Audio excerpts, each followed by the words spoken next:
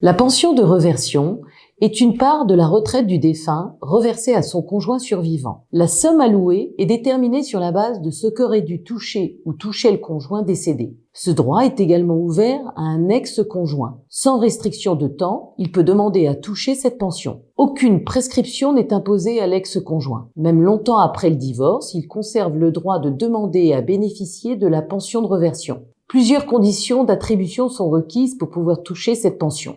Il faut avoir été marié avec le défunt, condition acquise lorsqu'il y a eu divorce. Il faut également être au moins âgé de 55 ans depuis 2009.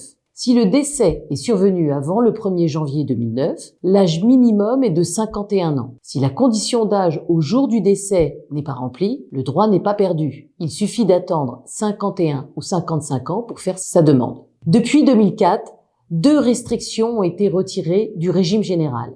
Une durée minimale de mariage n'est plus exigée et un remariage ou un concubinage ne fait plus perdre ses droits à la pension de réversion. Les revenus de l'ex-conjoint seront examinés.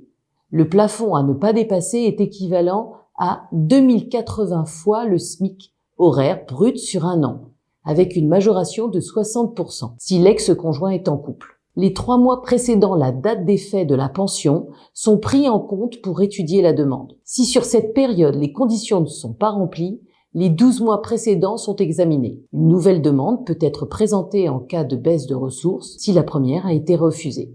La pension de réversion représente 54% de la retraite dont bénéficiait ou aurait bénéficié l'ex-conjoint décédé. Des majorations de la pension attribuée sont possibles selon certaines conditions. La pension de réversion n'est pas attribuée automatiquement. Il faut en faire la demande auprès de la caisse du régime de la dernière activité de l'ex-conjoint.